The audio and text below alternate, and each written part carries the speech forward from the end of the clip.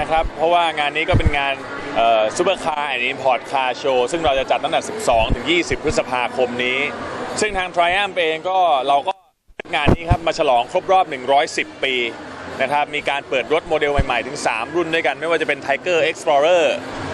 สำหรับผู้ที่รักการเดินทางท่องเที่ยวนะครับมีตัว Speed Triple R ซึ่งเป็นรถในสไตล์ Naked Sport นะครับเป็นสปอร์ตเปลือยเป็นการอัปเดตใหม่แล้วก็ยังมีตัว Limited Edition ซึ่งก็เป็นตัว Bonneville 110 ปีนะครับเพื่อเป็นการเฉลิมฉลองครบรอบ110 ปีของอ้ำด้วยปีนี้ก็ถือว่าเป็นปีที่ 5 ของทางบริษัท Brit Bike นะครับซึ่งเราก็มีผลประกอบการที่ดีแล้วก็ยังหมายมั่นปั้นมือว่าอีกหน่อยวัยรุ่นชาวไทยก็คงจะได้มีโอกาสที่จะได้ขี่รถมอเตอร์ไซค์ Triumph เพิ่มมากขึ้นด้วยดูแลก็ทุกอย่างครับก็ตั้งแต่ดำเนินการทำเรื่องนำเข้าต่างๆนะครับไปจนถึงเข็นรถส่งรถไปตามกองถ่ายก็มีเยอะแยะนะครับตอนนี้ผมไม่แน่ใจมันมีของ Polyplus ซึ่งก็ใช้ Triumph อยู่มีอีกกองหนึ่งของ Exact ก็ใช้แล้วก็ยังมีเหนือเมฆ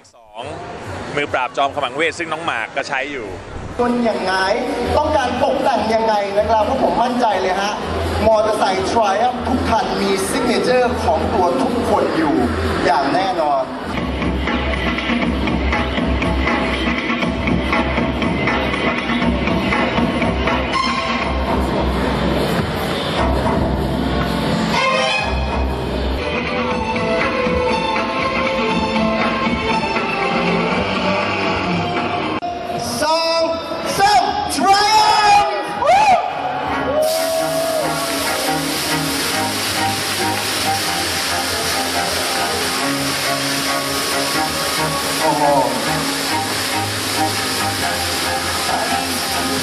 ขออนุญาตไม่เป็นพิธีกรแล้วได้ไหมเนี่ย